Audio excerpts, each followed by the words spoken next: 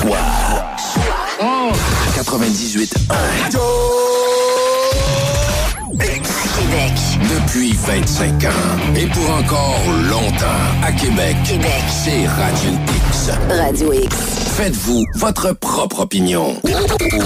Jeff Fillion. Radio X.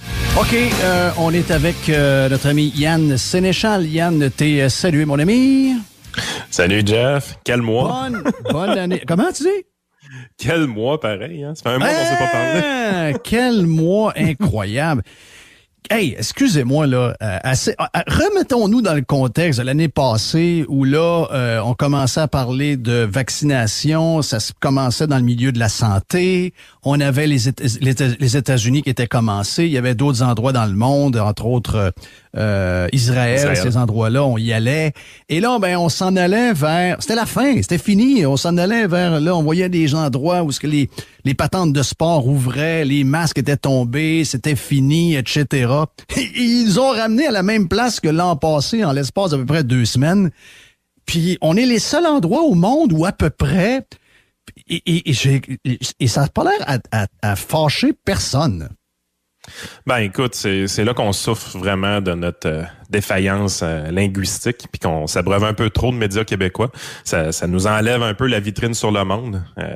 Oui, il y a la petite histoire de Djokovic que les gens voient, mais je veux dire, il y a même des gens qui écoutent le football le dimanche soir puis qui réalisent pas que c'est pas normal ce qui se passe. Ouais, mais c'est un peu freak, tu parles du cas du gars le gars de tennis, là. Le champion de tennis, là. Ah oui, Djokovic. Excusez-moi, là.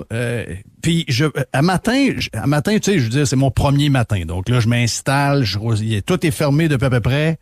Tout est fermé depuis à peu près un mois. Donc là, je me réinstalle, puis là, je mets mes TV. Puis là, il y en a une, le son est ouvert parce que probablement qu'une de mes filles avait écouté Netflix ou je sais pas trop quoi, le son est ouvert.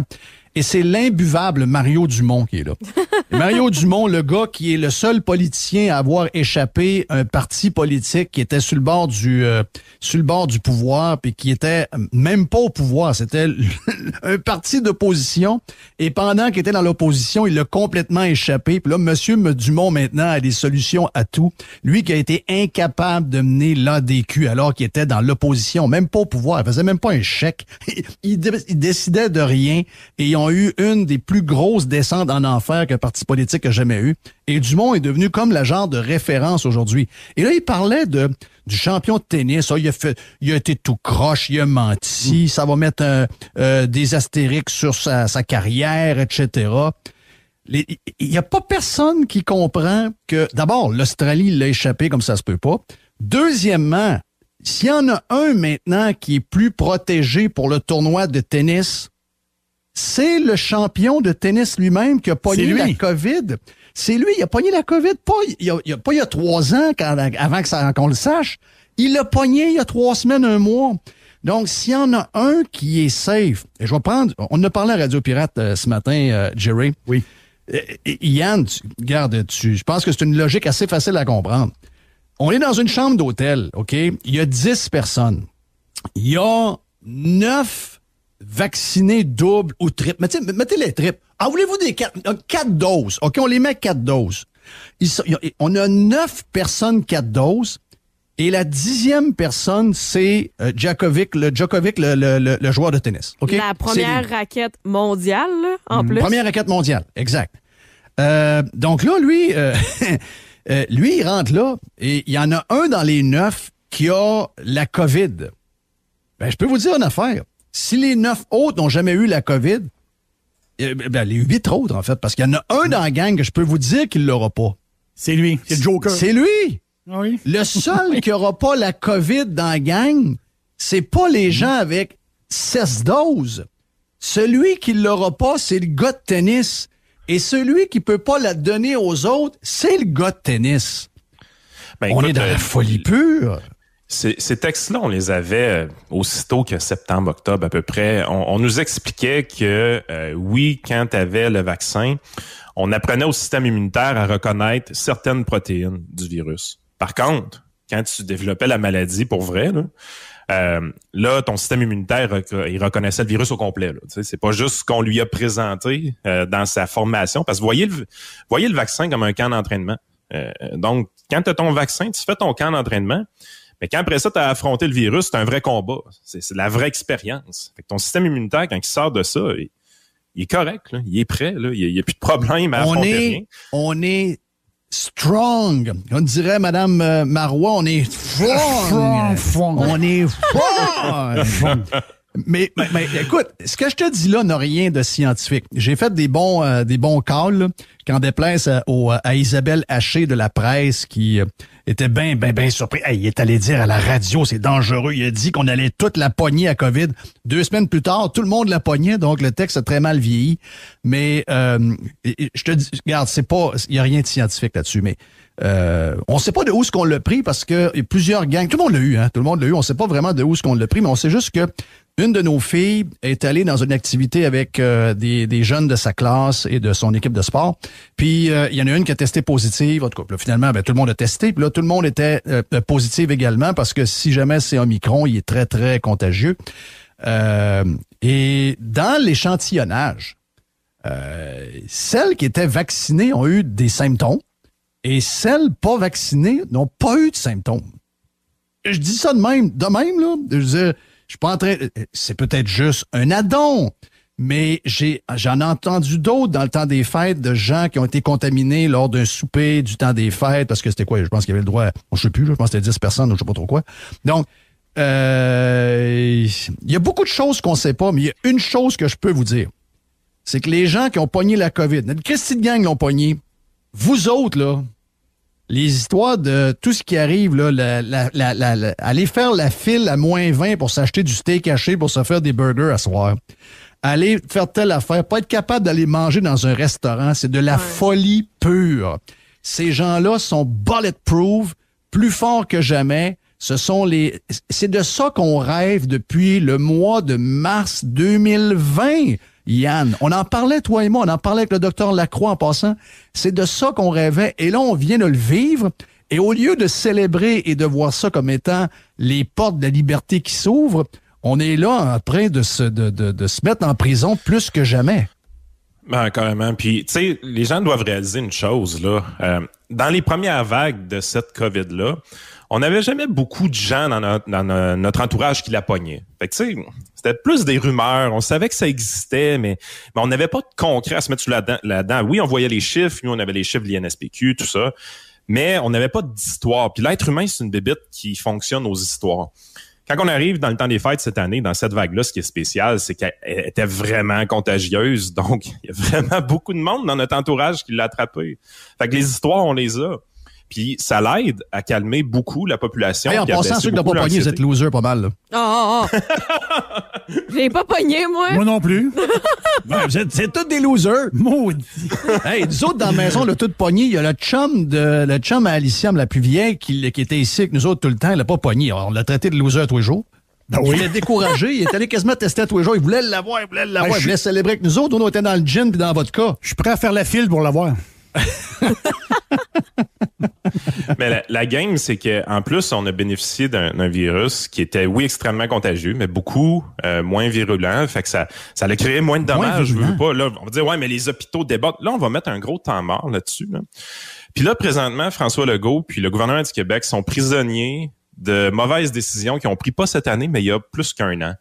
Leur fameuse comptabilisation des cas, puis leur fameuse comptabilisation des hospitalisations, et puis même, je dirais, des décès, était flouée d'une chose. C'est que, puis on le voit, là, on a plus de data présentement. Ce qu'on regarde, c'est que quand tu regardes les causes de décès, en général, toutes causes confondues, ben, il y a une baisse au niveau des cancers, il y a une baisse au niveau des crises de cœur, il y a une baisse. Puis pourquoi il y a des baisses comme ça? Ben, c'est parce qu'on a mis tout au COVID.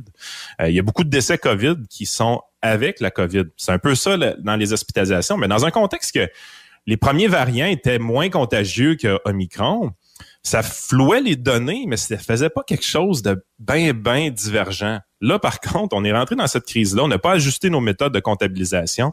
Et là, ce qu'on s'est rendu compte, c'est que le virus s'est promené, puis pas à peu près. Fait que les gens, ils rentraient à l'hôpital, puis ils étaient tagués COVID. Ils étaient pas à l'hôpital à cause de ça, mais ils étaient tagués COVID parce qu'ils testaient positif. Puis là, on s'est mis à tilter, puis là, ça a monté à 3200, puis on s'attendait pas à ces chiffres-là. Là, on a commencé à dire, ouais, mais là, c'est parce qu'il y a des gens avec la COVID, puis des gens pour la COVID, puis là, on va essayer de les séparer. Puis mais d'ailleurs, le data, là, mais le data, va falloir, tout ce qu'on a comme chiffre, il va falloir qu'on améliore ça, là. Tu sais, parce que là, on manque d'informations. Tu sais, on doit savoir. Là, c'est des citoyens qui fouillent et qui trouvent des chiffres. Comme là, une des pires supercheries depuis plusieurs semaines pour créer de la dissension, créer de la haine, de la chicane et surtout se cacher de leur mauvaise gestion. François Legault, la CAQ, feu Arruda, maintenant avec le nouveau gars là, qui a réussi à faire un fou de lui quasiment la première fois qu'il a parlé à la TV. Dr. Boileau? On va mettre ça sur le dos de la nervosité. Il est allé dire qu'on a quasiment échappé 3000 personnes dans une semaine. C'est à peu près n'importe quoi. Mais j'imagine qu'il était nerveux.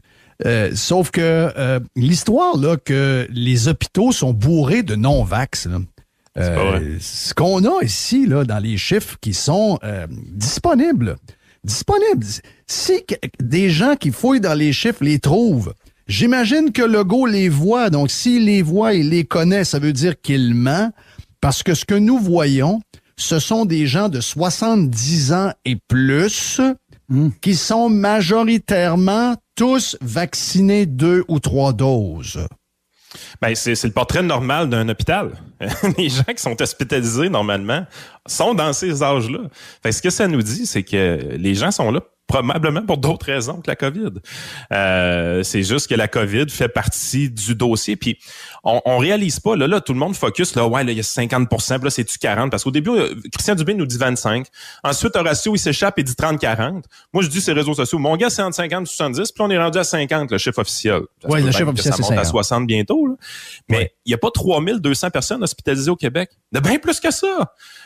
Les personnes hospitalisées avec le tag COVID, c'est un sous-ensemble de nos hospitalisations. C'est pas tant de monde que ça.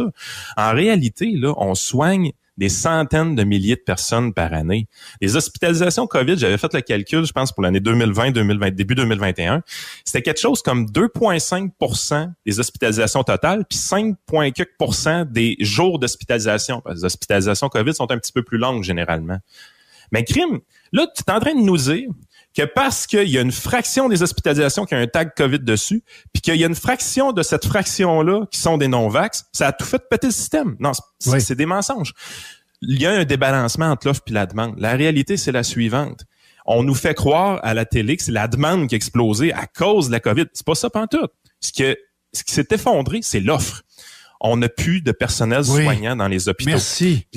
La principale raison pourquoi on n'a pas ce personnel soignant-là, c'est qu'on n'ajuste pas assez rapidement nos normes d'isolation préventive. Et à cause de ce variant-là qui est très contagieux puis qui est aussi moins dangereux. Donc, à un moment donné, le remède pour protéger les hôpitaux, c'est de retourner le monde à la maison 10 jours. Mais ce remède-là a tué le système de santé. Il n'y a plus rien qui marche à cause du remède. Oui. Y a-t-il quelqu'un qui peut le dire? Y a-t-il quelqu'un qui peut on l'avait dit il y a 1 an et demi, on l'a dit il y a 1 an, on l'a dit il y a 6 mois, puis là, il se ramasse avec ce qu'on a dit, puis là, après ça, au lieu de régler le problème, puis de demander pardon, ce qu'on aime faire, c'est essayer de créer de la dissension, de la chicane, un contre les autres, d'écœurer tout le monde, d'essayer de virer tout à l'envers. C'est vraiment, vraiment, vraiment cheap. 299 éclosions en ce moment dans les CHSLD. 472 dans les résidences pour personnes âgées. La majorité de ces endroits-là sont 3 doses. Donc, à partir de là, sachant que le vaccin, il fait pas grand-chose, à part de nous tenir loin de l'hôpital, puis peut-être pas pour tous les groupes d'âge, il faut le dire. Son rôle, c'est ça. C'est d'éviter les maladies COVID intenses, éviter des décès. Il réussit très bien ce rôle-là. Mais la transmission, surtout avec Omicron, qu'Omicron a carrément passé à côté du vaccin. Carrément. Je veux dire, on est dans une situation... Mais pour quelqu'un de 44 ans en shape, travaille sa construction, il est pas vacciné. Il était pas à risque au début. Il n'était pas à risque au début, il est encore moins aujourd'hui. Et il n'est pas des chiffres d'hôpitaux. Je regarde les chiffres d'hôpitaux, je les ai par tous les groupes d'âge. Je pense que tu l'as vu, tu es dans le groupe avec nous. Il y a rien qui nous montre que ce gars-là, on doit faire ce que nous faisons, d'écœurer tout le monde pour l'écœurer lui. Ça donne mais lui, rien. il fait bien. C'est le fun, le douchebag de 44 ans non vacciné. C'est tu sais quoi qui est le fun avec? Il est facile à détester. Il est facile à détester, ce gars-là, parce qu'il veut voter pour Éric Duhaime. C'est ça qui arrive présentement. C'est qu'on a identifié quelqu'un imaginaire qu'on voulait identifier comme le coupable, le bouc émissaire. Et puis là, on a tout dévié l'attention sur lui. Ce gars-là, là, il existe pas vraiment. Là. Il est pas nombreux. Là. Puis on est vacciné à des taux qui sont ridiculement élevés. On est l'endroit le moins libre en Amérique du Nord. Juste cette affirmation-là devrait vous réveiller les gens. Les gens devraient se réveiller juste en disant, attends un peu, on est les plus vaccinés, les moins libres. Pourquoi? On est mort. Les gens sont pas tout le monde, c'est 1 sur 2. On l'a vu, là, à peu près 45, 46, 47% des gens qui sont plus là, sont plus là. Ils sont complètement bouffés par le discours médiatique, par tous les grands discours et les messes religieuses du PM. Il y a rien à faire avec ce monde-là. Même tu essaies de leur arriver avec des faits. Et on le voit, là, je veux dire, comment on peut les convaincre plus que ça, que tout ce qu'on est en train de faire, ça marche pas. Au moins, nos enfants, ils jouent pas au hockey présentement. Nos enfants, ils jouent pas au hockey présentement. Faut que ça arrête, là. Je veux dire, c'est leur 3e saison que vous scrapez, là. On nous dit que c'est pour sauver un système de santé. Si au moins c'était ça. Pouvez-vous me dire, répondez à notre question juste pour le fun. Est-ce que c'est des médecins qui manquent ou c'est du personnel syndiqué? Parce que si c'est le personnel syndiqué, on peut penser que c'est probablement à cause des normes. Les normes mises en place par le gouvernement, la négociation avec les syndicats, justement, pour le retour au travail. Parce que normalement, il devrait manquer autant de médecins. Il y a juste une différence, par contre. Les médecins, quand ils sont COVID, ils sont pas payés. Quand les médecins sont en contact avec quelqu'un d'autre, ils sont pas payés s'ils sont en isolement préventif. Ça se peut-tu qu'il y ait moins d'isolement préventif chez les médecins? Y a-t-il des gens qui sont prêts à poser ces questions-là? Ouais. Pas sûr.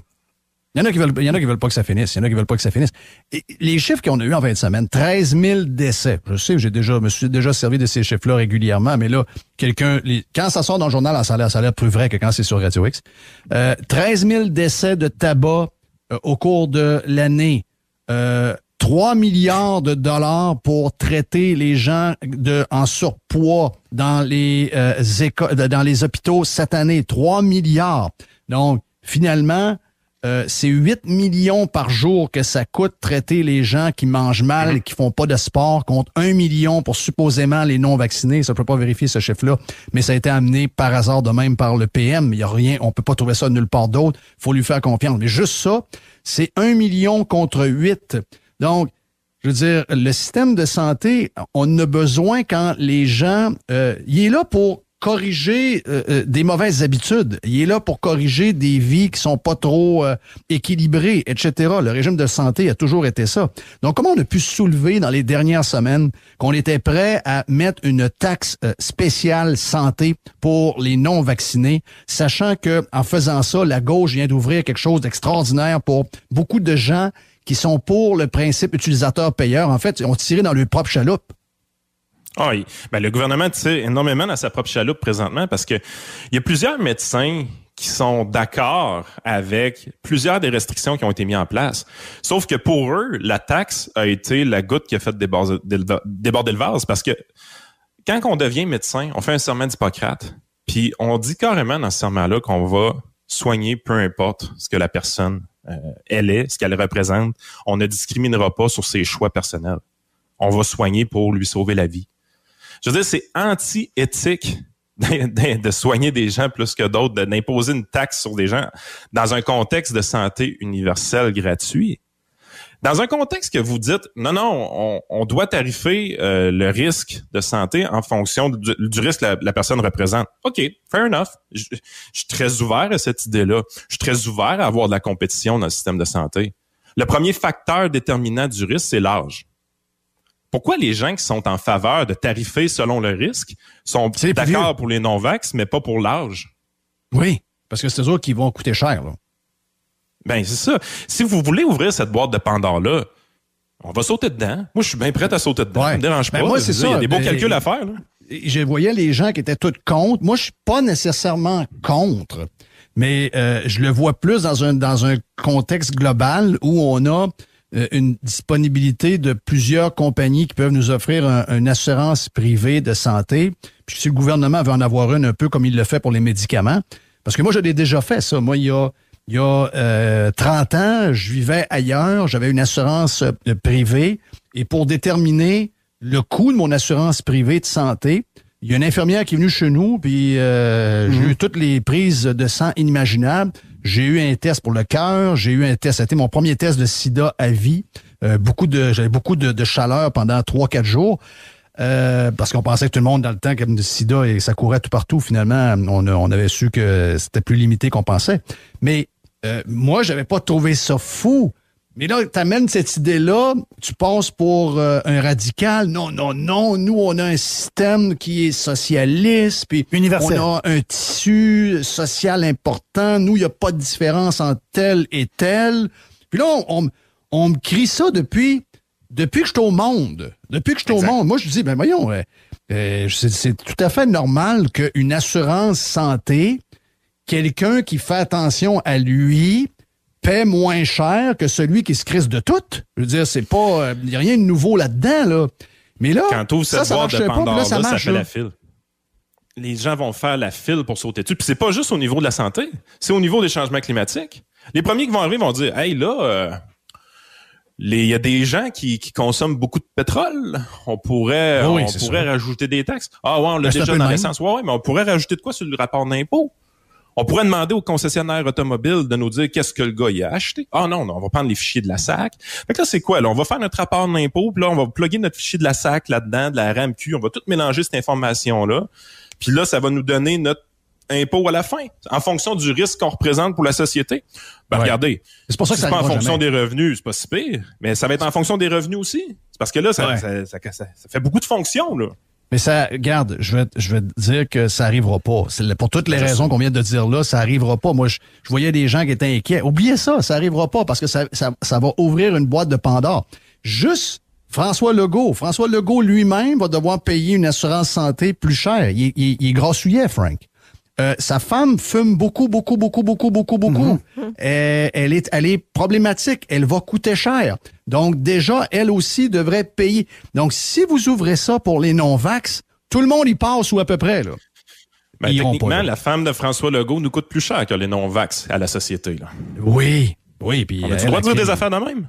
Ben, écoute bien, les images courent sur le web dans des photos Zoom, dans des réunions Zoom où elle a une cigarette qui attend une après l'autre. Il y a toujours une cigarette qui arrive. Boum. J'ai rien contre ça. On est libre de fumer ou pas. Là. Je veux dire, il n'y a pas d'interdiction de fumer. C'est la raison pourquoi il fallait pas aller là du côté de François Legault. Puis honnêtement, ça n'a pas passé dans la population. Puis quand on dit qu'il a tiré dans sa chaloupe, c'est vrai. Là. Parce que les gens, fondamentalement, ils ont eu de l'espoir avec les vaccins. Ensuite, ils ont été déçus de voir que la transmission s'opérait quand même. Ensuite, ils ont été choqués de voir qu'ils retournaient dans leur maison, qu'on leur interdisait une fois de plus l'accès au restaurant. Donc, ils ont été vraiment choqués. Il y a quelques gens qui ont suggéré de se venger. La taxe anti-vaccin, là, c'est ça l'idée, là, c'est de se venger envers un groupe de la population. Et c'est là que la plupart des gens là, disent non, là, je débarque. Parce que fondamentalement, la plupart des gens sont pas méchants. Ils n'ont pas le goût de se venger tant que ça envers une partie de la population. Il y a des gens dans les médias qui aiment se venger, qui sont revanchards, qui sont trop émotifs. Mais la personne humaine, elle n'a pas ça dans d'elle de se venger contre des gens. Donc, oui, il était choqué contre les gens qui refusaient de prendre le vaccin parce que ça a été poussé par les médias. Mais de là à vouloir se venger, il y a beaucoup de gens qui débarquent à partir de ce moment-là. Et c'est là que François Legault perd son aura de bon premier ministre bienveillant. Là, il a agi comme un premier ministre revanchard. Et ça, c'est pas tout le monde dans sa propre électorat. Il a agi comme un bum. Carrément un bum. Écoute bien, là, tu t'essaies de pénaliser des citoyens alors que depuis qu'on est au monde, c'est tout ce qu'on veut pas faire. Et surtout, une fois que tu ouvres cette boîte-là, tu sais, moi, je jasais avec des gens dans le milieu de la santé, ils me disaient toute la même chose. Ils me disaient, tabarnache, si on tombe là-dedans, ça finira plus, ça arrivera jamais. Donc, inquiétez-vous pas, ces genres de choses. Le vrai but de cette histoire-là, c'était qu'il y ait 4000 personnes de plus qui aillent se faire vacciner dans la journée que ça a été annoncé. Tu sais, c'est de convaincre par des menaces, un peu comme ils ont fait avec les infirmières. Mais si vous êtes non vacciné, François Legault ne sera jamais capable de vous imposer une taxe, surtout que beaucoup de monde dans cette catégorie-là, c'est des gens il y en a beaucoup qui ont des conditions, ils sont dans des milieux difficiles, il y a des immigrants, il semblerait que l'endroit à Montréal qui est le moins vacciné, c'est Outremont. Outremont, là, oui, vous tombez dans une histoire, là. Non, tu tombes dans une histoire. Non. Oui, c'est toute une histoire, là. Oui. Si vous voulez commencer à aller forcer le monde à soit payer une taxe ou aller forcer quelqu'un à avoir un vaccin qui veut pas dans Outremont, je souhaite la meilleure des chances. Hey, merci, Anne. Un bon début, puis on va se parler 4 jours semaine comme on le fait en 2022. Mon nom est Jeff Fillion, 670-9098. Si jamais vous voyez des choses sur la route avec les conditions que nous avons, un genre de bang actuellement, ça devrait rechanger dans les prochaines minutes, à peu près dans la prochaine heure, où on devrait avoir encore des précipitations. Mais sérieux, j'ai comme l'impression on va être plus proche de 10 que de 15. Il y a des endroits ailleurs qui nous écoutent aussi plus. Donc, soyez extrêmement prudents. Mon nom est Jeff Fillion. On vient dans un instant. On fait du sport après. Max Truman est avec nous. Jeff Fillion. Radio X.